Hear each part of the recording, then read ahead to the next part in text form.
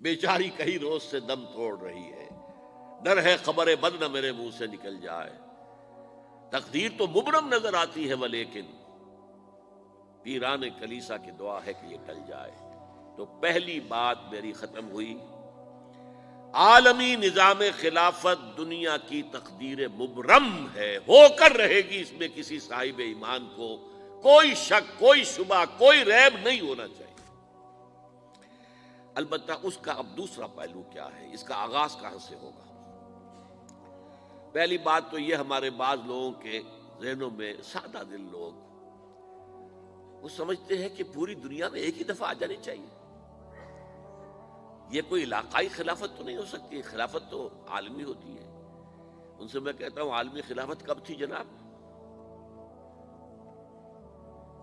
یہ تو نہ خلافت راشدہ میں عالمی تھی، کیا ہندوستان شامل تھا اس میں؟ کیا چین شامل تھا؟ کیا یورپ شامل تھا؟ اور پھر جو خلافت کے نام سے جو ملوکیت چلی ہے، وہ بھی صرف آپ دور بنو امیہ میں کہہ سکتے ہیں کہ وہ پورا عالم اسلام کم سے کم اس کے تحت تھا۔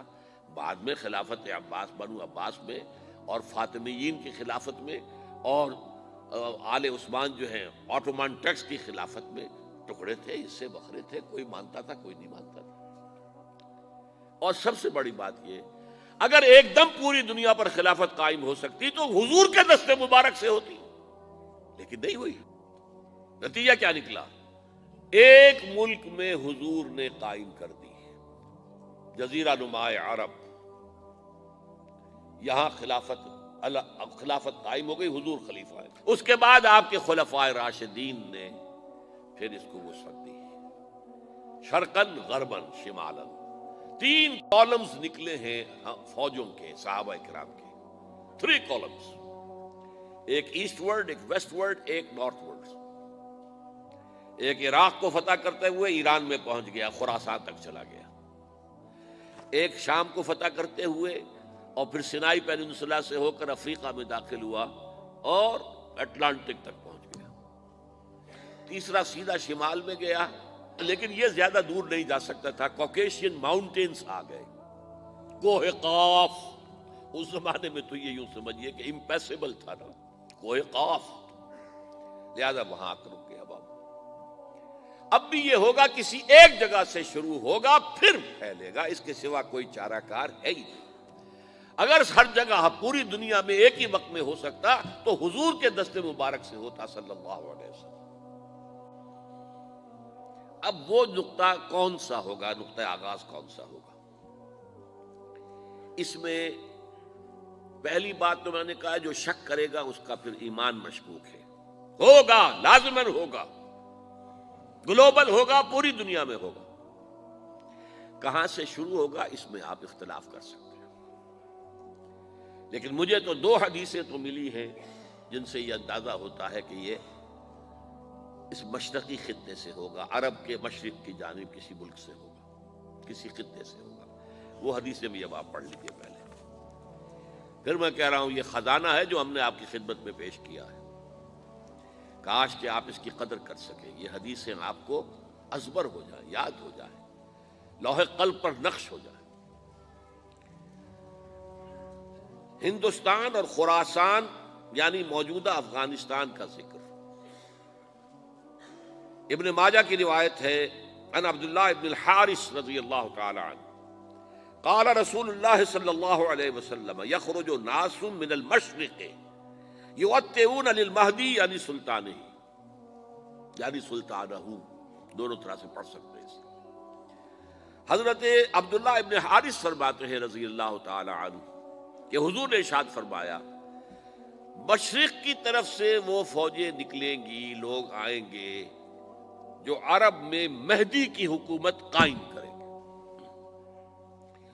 یہ مہدی کون ہوں گے اس کا ذکر میں ذرا بعد میں کروں گا، لیکن نوٹ کر لیجئے کہ مہدی سے پہلے لازماً کسی مشرقی علاقے کے اندر وہ نظام قائم ہو چکے گا، تب وہاں سے فوجیں آئیں گی نا۔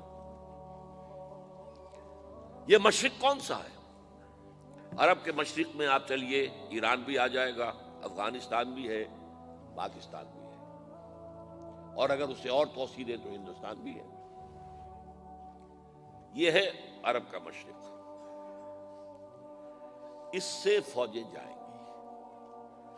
اس کا کیا مطلب ہے کہ اس میں سے کسی جگہ پر نظام خلافت پہلے قائم ہو جائے گا، تاکہ وہاں سے فوجیں جائیں گی جو جزیرہ نما عرب میں حضرت مہدی کی حکومت کو قائم کریں گی۔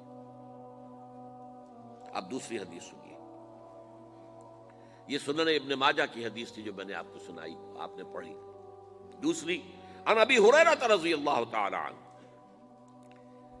یہ ترمذی شریف کی روایت ہے، قال قال رسول اللہ صلی اللہ علیہ وسلم یخرج من خراسان رایات سود لا يردها شیء حتی تنصب بایلیا۔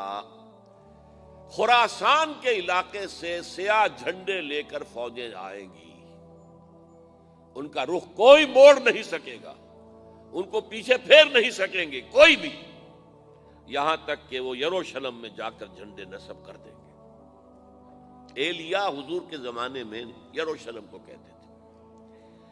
یہ یروشلم تھا جب حضرت سلیمان کی حکومت تھی، اور یہاں پر معبد سلیمانی، ہیکل سلیمانی قائم ہوا، پھر یہ یروشلم ہی رہا ہے تاریخ میں، یہاں تک کہ سن 70 عیسوی میں جب ٹائٹس رومی جنرل نے اس کو گرایا، ختم کیا، سیکنڈ ٹیمپل گرا دیا، اور یہاں سے یہودیوں کو کہا نکل جاؤ یہاں سے، کوئی یہودی باقی نہیں رہا، تب بالکل تہو بالا برباد کر دیا۔ اس کے کوئی 150 سال بعد ہیڈریان، رومن ایمپرر ہیڈریان، اس نے پھر دوبارہ آباد کیا اس شہر کو۔ 150 سال تک یہ بالکل بنجر اور بالکل غیر آباد پڑا تھا۔ اب ہیڈریان نے جب آباد کیا تو اس کا نام ایلیا رکھا، اب یروشلم نام نہیں تھا۔ تو حضور کے زمانے میں پھر اس کا نام ایلیا تھا، اور اب اس سے کیا معلوم ہو رہا ہے کہ یہ یروشلم مسلمانوں کے قبضے سے اس وقت نکلا ہوا ہوگا۔ ایک دفعہ پہلے نکلا تھا، سن 1099 عیسوی میں مسلمانوں کے ہاتھ سے نکلا، کروسیڈرز، عیسائیوں نے آ کر اس کو قبضے میں کیا، لاکھوں مسلمانوں کو مارا، قتل کیا۔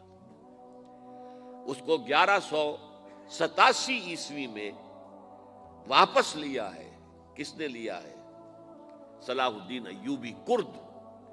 عرب کھوکھلے ہو چکے تھے، عربوں نے کھویا، واپس نہیں لے سکے، بہت حکومت کر چکے تھے، 400-500 برس کی حکومت کر کے، اور ان کے عیش اور ان کے آرام، اب ان میں جان نہیں تھی کہ وہ واپس لے سکے۔ واپس لینے والا گرم کرد خون تھا، صلاح الدین ایوبی۔ تو گویا کہ اب آپ سمجھئے کہ 88 برس تک عیسائیوں کا قبضہ رہا یروشلم پر۔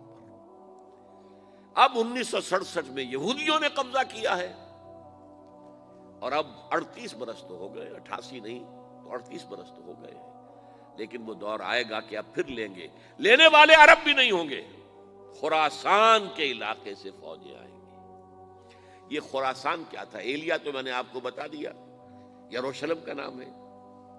خراسان اس زمانے میں ایک بہت بڑے ملک کو کہتے تھے، کچھ حصہ پاکستان کا بھی اس میں شامل ہے، کچھ حصہ ایران کا بھی ہے۔ ایران کے اس حصے کو اب بھی خراسان کہتے ہیں، وہ ایک صوبہ ہے۔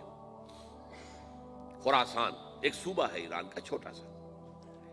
پاکستان میں خاص طور پر یہ جو علاقہ مالاکنڈ ایجنسی کہلاتی ہے، اس سے اوپر جتنا علاقہ ہے، اور یہ جو واخان کی ایک پٹی آتی ہے اوپر، واخان افغانستان کی ایک پٹی سی دم سی چلی آتی ہے جو جا کر چائنا کی سرحد سے مل جاتی ہے، یہاں سے لے کے یہاں تک یہ جو مالاکنڈ کا وہ درہ ہے اور پہاڑ ہے، یہ بھی خراسان کا حصہ ہے۔ باقی تقریباً 2/3 آف افغانستان، ساؤدرن حصہ نہیں ہے خراسان کا حصہ، یہ سیستان کہلاتا تھا، یہ خراسان نہیں ہے، لیکن یہ کہ اوپر کا 2/3 آف افغانستان، اور اس کے ساتھ یہ جو عرب، جو اب یہ ترک ممالک آزاد ہوئے ہیں سوویت یونین کی ڈسولوشن کے ساتھ، یہ سارا علاقہ کہلاتا ہے خراسان بزرگ، دی گریٹ خراسان۔ پہلا رب نو یار دا شوق ہویا،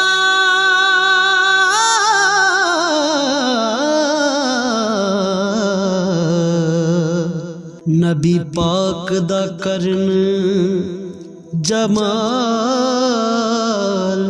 مائیں آیا وہی لے کے ہویا ترت حاضر تے لیا یار نے یار نو پال مائیں